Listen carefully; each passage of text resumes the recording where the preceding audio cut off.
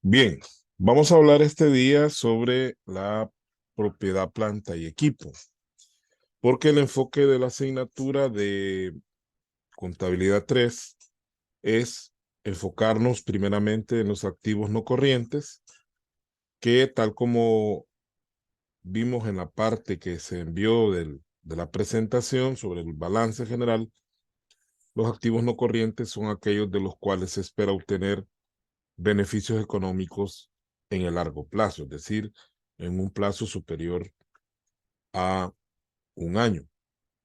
De ahí que los primeros activos no corrientes que vamos a estudiar es la propiedad, planta y equipo, o propiedades, planta y equipo, como en algún momento se le llama. Luego vamos a hablar sobre lo que son los activos intangibles y luego por ahí nos vamos a ir viendo los arrendamientos y posteriormente vamos a ver las propiedades de inversión. Por ahí andaría la temática de la asignatura, porque cada uno de los temas que vamos a hablar, pues es bastante extenso, cada uno de ellos. Entonces, por esa razón es que vamos a ir desglosando cada una de estas partes. Nos vamos a basar en la sección 17 de la NIS para pymes, porque tenemos que entender de que todo lo que se refiere a la aplicación de criterios contables, de cómo nosotros vamos a medir o cómo vamos a reconocer y presentar los diferentes elementos, tanto del balance general como del estado de resultados, incluyendo también el flujo de efectivo y lo que se respecta a el estado de cambios en el patrimonio, tenemos que basarnos en normas internacionales. Entonces, las normas internacionales originales se llaman normas internacionales de contabilidad, que no han desaparecido, sino que van siendo sustituidas poco a poco por otras normas. Luego están las NIF totales, que son precisamente las que van sustituyendo de manera paulatina a las NIC. Y por último, se crearon las NIF para pymes, que son normas especialmente enfocadas, según dice la, la parte introductoria de la norma, pues que son para pequeñas y medianas entidades, aunque en realidad se refiere a eh, entidades que no cotizan en la bolsa de valores y que por ende pues son entidades de tipo privado, o sea, de capital privado.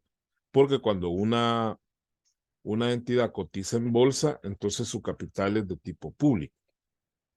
Ahora bien, ya habiendo aclarado eso y que esas son las normas que más nos conviene aplicar, puesto que la mayoría de empresas en nuestro país pueden ser consideradas como pequeñas y medianas, las grandes pues son pocas. Entonces, en todo caso, las NIF totales comparadas con las NIF para pymes pues son muy similares. Hay ciertos aspectos que pueden variar, pero en general son similares. Vamos a hablar, vamos a ir desglosando algunos de los párrafos que establece la sección 17. Y de propiedad, planta y equipo, primero vamos a hablar de la parte normativa, que es lo que vamos a entrarle ahorita. Luego vamos a ver los métodos de depreciación. Vamos a ver 5 métodos de depreciación con ejercicios. Y luego vamos a hablar del criterio legal de la depreciación y ya cómo ese criterio legal se aplica contablemente. Es decir, qué hacer cuando adquirimos un activo fijo, cuando lo vendemos, cuando lo descargamos del inventario porque ya está totalmente depreciado. Es decir, qué procesos debemos realizar de acuerdo a lo que dice la ley de impuestos sobre la renta con respecto a estos, a estos fenómenos, o más bien a estas operaciones. Bien, entonces vamos a primero a definir, ¿verdad? Vamos primero a definir qué debemos entender por propiedad, planta y equipo desde el punto de vista de la sección 17 de la NIS para pymes. ¿Verdad? Entonces, tenemos acá, primeramente, que de acuerdo a la sección 17, ¿cómo debemos entender el concepto de propiedad, planta y equipo? Primero, que son activos tangibles. Ojo con esa palabra, no es intangible. Son activos tangibles porque todos los elementos de la propiedad, planta y equipo tienen existencia material. No así los activos intangibles, que esos son otros que vamos a ver posteriormente. Con eso vamos a continuar. Entonces, para que sea considerado como parte de la propiedad, planta y equipo, estos activos tienen que ser tangibles. Nosotros contablemente ya los conocemos, son el mobiliario, equipo, los vehículos, equipos de transporte, incluimos también el edificio, el terreno, y algunos otros activos como la maquinaria en el caso de las fábricas, o por ejemplo si es una aerolínea, pues obviamente los aviones son activos que forman parte de la propia planta y equipo. Pero ¿qué características debe reunir de acuerdo a la sección 17 para que nosotros consideremos que ese activo tangible se va a considerar dentro de la propia planta y equipo? Primero, se mantienen para su uso en la producción o suministro de bienes o servicios, para arrendarlos a terceros o con propósitos administrativos. Ahí nos da 3 propósitos sobre los cuales estos activos tangibles se pueden utilizar. O sea, los mantenemos ahí porque no los compramos. Es una de las características de los activos fijos, o como le llamamos propiedad, planta y equipo, que son para mantenerlos. Es decir, no es para venderlos a otras personas, sino que los vamos a mantener ¿para qué? Para usarlos en la producción. En el caso de la maquinaria. Nosotros compramos la maquinaria para producir. Suministro de bienes y servicios. Es decir, tenemos vehículos, tenemos algún tipo de mobiliario que lo utilizamos en las salas de venta para poder hacer llegar el producto a las personas, incluyendo el edificio, el local donde está ubicada la tienda. Para arrendarlos a terceros, ¿verdad? Es decir, hay ciertos tipos de activos fijos que nosotros lo que hacemos es arrendarlos o alquilárselos a otras personas, ya sean edificios o otro tipo de bienes. Hay empresas que se dedican a arrendar vehículos, por ejemplo. Entonces, eso sería esa parte de arrendarlo a terceros. O con propósitos administrativos. En las empresas, pues se tiene también activos fijos en las oficinas, incluyendo el local, los escritorios, los archiveros, las computadoras, etc. Todo eso es parte de los activos fijos. Y la segunda condición que se debe reunir para ser considerado es que se esperan usar durante más de un periodo. Esto es bien importante, la parte de la durabilidad. Cuando un activo, aunque sea un activo de uso, pero no es durable, es decir, no va a durar más de un año, entonces no lo podemos incluir dentro de la propiedad, planta y equipo. Entonces, ¿qué debemos hacer con estos bienes cuya durabilidad es menor a un año? Sencillamente se van a registrar como gastos, es decir, lo vamos a llevar a gasto. Por ejemplo, una engrapadora. Una engrapadora cumple la primera condición, porque podríamos decir que tenemos con propósitos administrativos y es un activo tangible porque tiene existencia material.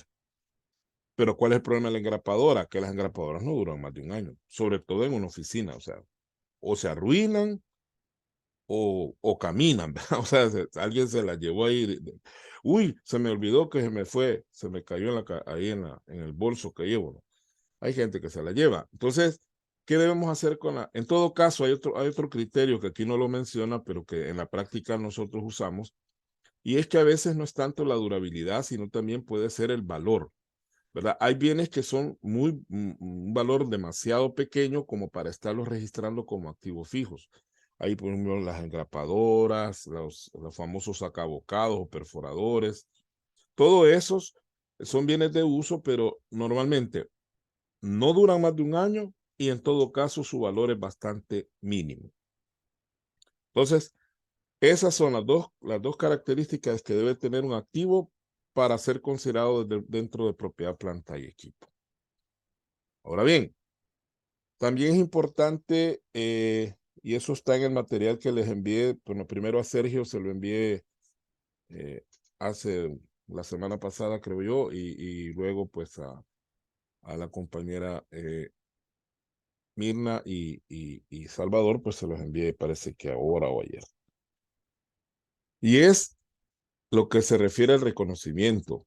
Nosotros en todas las NIS para pymes vamos a encontrar siempre dos aspectos que son el reconocimiento y la medición. Eso hay que entenderlo. ¿Qué es el reconocimiento? Bueno, el reconocimiento es incorporar, en este caso, este activo dentro del balance. O sea, si nosotros no incorporamos un determinado valor en el balance, significa que no lo estamos reconociendo. Entonces, hay reglas para el reconocimiento de cualquier activo. De hecho, la sección 2 habla de eso. Ahora, la entidad dice reconocerá el costo de un elemento de propiedades, planta y equipo como un activo sí y solo sí. Cuando dice sí y solo sí, significa que no puede ser de otra manera y que debe cumplir las dos condiciones, no solo una. Tienen que ser las dos. Si solo cumple una, no vale, porque dice sí y solo sí, que es un término de lógica que se aplica cuando se deben dar dos o más condiciones todas al mismo tiempo. Primero, que es probable que la entidad obtenga los beneficios económicos futuros asociados con el elemento. Para que un activo pueda ser reconocido, debe cumplir primero con esa condición. Es decir, ¿esperamos realmente que ese activo nos genere beneficios económicos en el futuro o ya no nos generará beneficios económicos? Entonces, si un activo ya no nos va a generar beneficios económicos, sencillamente deja de ser activo. Porque la condición que tienen los activos es precisamente que hay una probabilidad de que nos generen beneficios económicos en el futuro. Es decir, que los podamos usar para generar ingresos. Si esos activos ya no tienen, o sea, por ejemplo, una máquina que ya está totalmente obsoleta, vieja, y la tenemos por ahí tirada, probablemente no la podamos reconocer como activo porque ya no hay probabilidad que nos vaya a generar más allá de que la podamos vender por libras. Esa máquina ya no nos va a servir de mucho. Entonces ya no la podríamos reconocer. Ahora, puede ser que cumpla esa condición, pero también hay que cumplir la segunda. Que el costo del elemento puede medirse con fiabilidad. Y más adelante vamos a hablar de los dos criterios de medición que hay, que son el costo y el valor razonable, que son los dos criterios que existen de acuerdo a las normas para poder medir un activo o un pasivo o cualquier otro elemento, ¿verdad?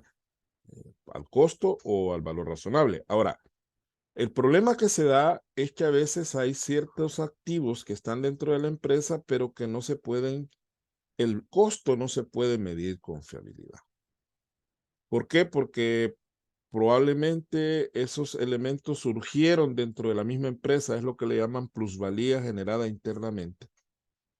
Que es como cuando usted, usted está en una fábrica y los mismos obreros, al ver el proceso y conocer bien el proceso de producción, empiezan ellos como a inventar, ¿verdad? Y entonces le hacen algún adapte, alguna máquina, pero eso mejora la producción, obviamente nos va a generar beneficios económicos. El problema es que como todo está mezclado y ese invento lo hicieron con los mismos recursos de la empresa, en el mismo tiempo que ellos trabajan en la empresa, entonces es bien difícil identificar o separar cuánto se gastó en ese invento. ¿Por qué? Porque está mezclado con todo.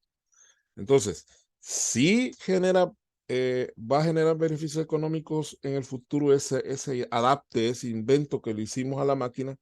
El problema es que no podemos medir el costo de ese elemento por separado, ¿verdad? Porque está mezclado con toda la demás maquinaria y etcétera, ¿no? Entonces, en ese caso no lo podríamos reconocer como un activo, pero porque no cumple la segunda condición, pero sí la primera.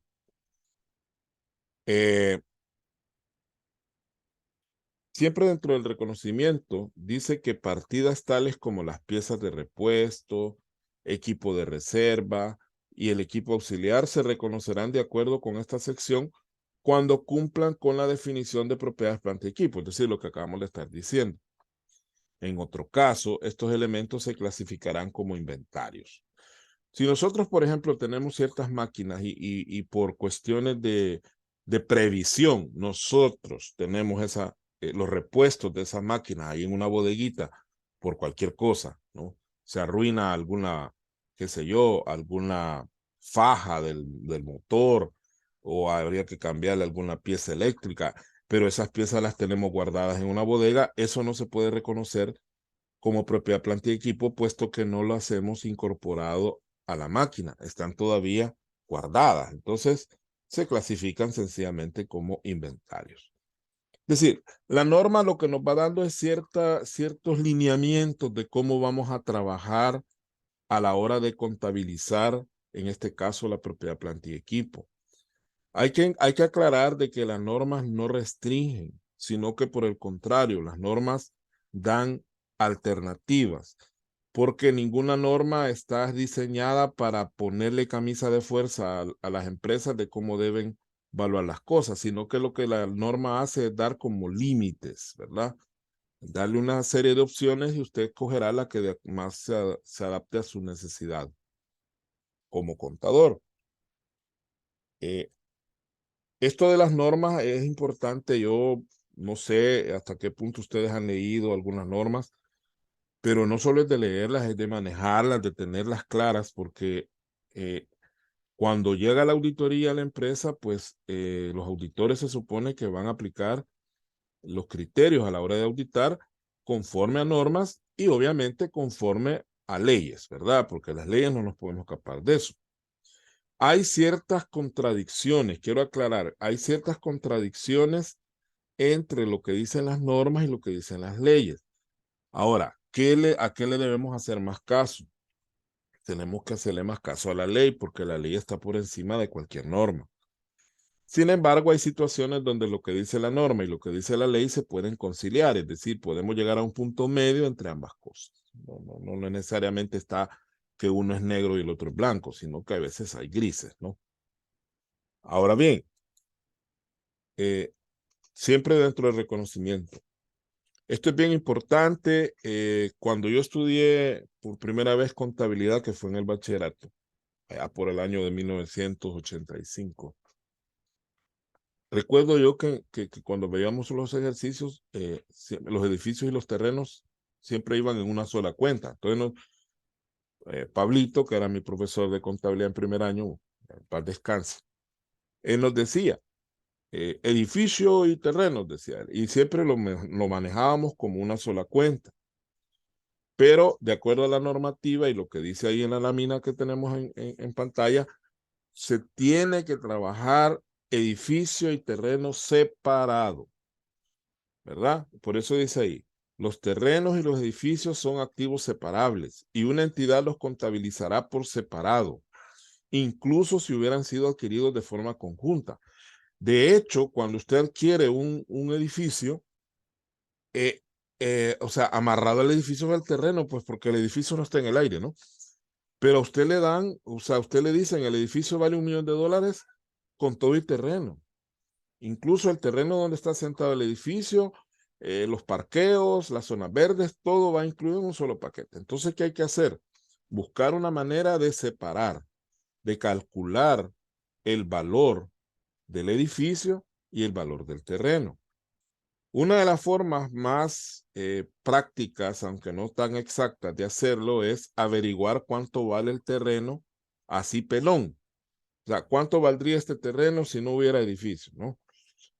Usted averigua un valor, ¿verdad? Esto puede ir allá al registro de la propiedad de hipoteca para determinar cuánto vale más o menos la vara cuadrada en esa zona. O puede ir a catastro, ¿verdad? También en las oficinas de catastro municipales le pueden dar una orientación. Entonces usted dice, bueno, el terreno, a mí me costó el edificio con todo el terreno, me costó $1 millón. Pero de acuerdo a la investigación, el terreno así nomás, sin nada, vale $600,000, por decir una cantidad. Entonces, por lógica, si todo el paquete vale $1 millón y solo el terreno vale 600,000, por lógica, el edificio vale 400,000, ¿verdad? Eso es una forma de medirlo, aunque no está totalmente exacta, porque el valor del terreno cuando se hizo el edificio pudo haber sido diferente y todo lo demás. Pero al final lo que buscamos es tener un valor razonable. O sea, en contabilidad no es que todo va a ser exacto. Y no me refiero a las cuadraturas. Las cuadraturas siempre deben darse, es decir, los balances deben cuadrar. Cuando digo no exacto es en cuanto a las estimaciones de algunas cosas, ¿verdad? Hay valores que los hacemos de manera como tanteado, ¿no? Así como decimos en buen salvadoreño, un poco al tanteómetro. Y es una forma de hacerlo, o sea, averiguar el valor del terreno, que es mucho más práctico, y luego restarle ese valor del terreno al valor total para saber cuánto es el edificio. Lo importante es que en la contabilidad nosotros vamos a tener una cuenta de edificios y otra cuenta de terreno. Vamos con la medición. Cuando hablamos de medición, nos referimos a qué valor le vamos a dar, en este caso, a la propiedad, planta y equipo, ¿verdad? Ahora, hay dos tipos de medición. La medición inicial, que se hace al inicio, valga la redundancia, cuando acabamos de comprar o acabamos de obtener el bien, y la medición posterior, que esa se va a dar cada año, ¿no? Cuando vayamos nosotros haciendo nuestros cierres anuales, ahí se va a hacer otro tipo de medición.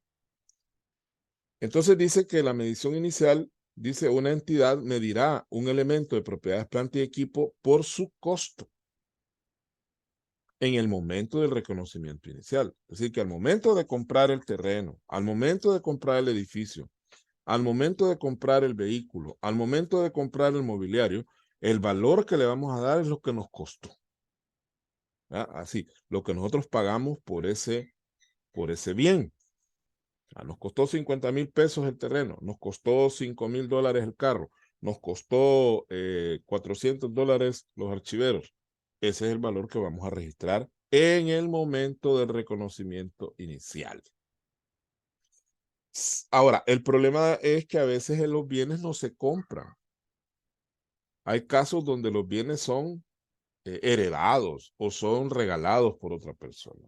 Entonces ya esos casos requieren hacer otro tipo de análisis, ¿verdad? Por ejemplo, si a usted le donan que es poco probable que un negocio reciba una donación. Si usted le donan un vehículo, ¿cuánto es el costo para usted? El costo es cero porque usted ni siquiera los papeles paga, o sea, le dan el carro. Entonces, y eso lo remata la ley de impuestos sobre la renta, dice que será el costo que usted va a registrar, es el costo del donante. O sea, ¿cuánto le cuesta al donante? ¿A qué precio lo tiene registrado el donante? Y así usted lo va a registrar. Y si aún así no tiene, pues ya tiene que recurrir al valor razonable, que más adelante vamos a hablar de eso. Importante que manejemos el concepto de valor razonable. No lo tengo en esta lámina, está en las que les mandé, ahí habla del valor razonable, pero lo voy a volver a mencionar porque necesitamos entender claramente qué es el valor razonable. La clase se está grabando, ¿verdad? Porque empecé un poquito, porque eran las 6:35, pero estoy grabando y debo el video de la clase pasada que le di a Sergio y luego este video de esta clase.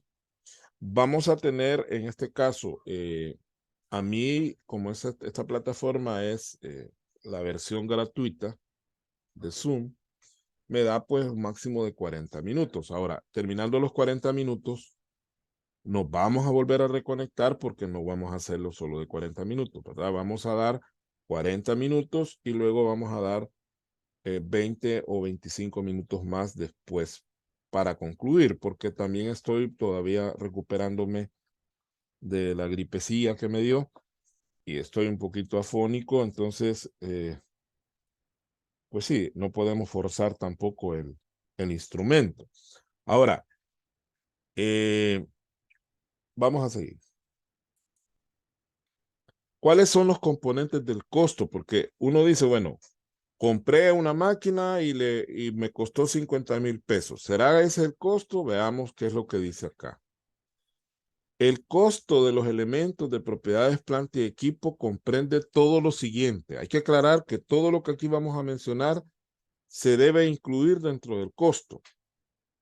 Primero, el precio de adquisición, que incluye los honorarios legales y de intermediación, los aranceles de importación y los impuestos no recuperables después de deducir los descuentos comerciales y las rebajas. Ese es el primer componente del costo de un elemento de propiedad, planta y equipo, que puede ser una máquina, un vehículo, etc. Eso incluye, aparte del precio que le estamos pagando al quien nos provee en este caso el bien, los honorarios legales. A veces hay que contratar abogado para hacer algún tipo de compras. Tenemos que pagarle algún coyote por ahí para que nos haga el conecte. Esos son costos de intermediación. Los aranceles de importación, porque cuando el producto viene del extranjero hay que pagar ahí en la aduana el famoso derecho arancelario de importación, o conocido como DAI, ¿verdad? Ese hay que pagarlo. Los impuestos no recuperables. ¿Por qué dice impuestos no recuperables? Bueno, en general, si nosotros pagamos IVA por una importación de alguna máquina o algo así, el IVA es recuperable, porque el IVA genera un crédito fiscal que luego nosotros lo vamos a descontar de nuestro débito fiscal. Entonces, eso no iría incluido, ¿no? Solo aquellos impuestos, si se pagara algún impuesto adicional, que no se pueden recuperar. El IVA sí se puede recuperar. Y luego, pues después de deducir los descuentos, si nos hacen algún descuento, alguna rebajita, pues esa hay que restársela, ¿no? No podría ir dentro del costo. El B.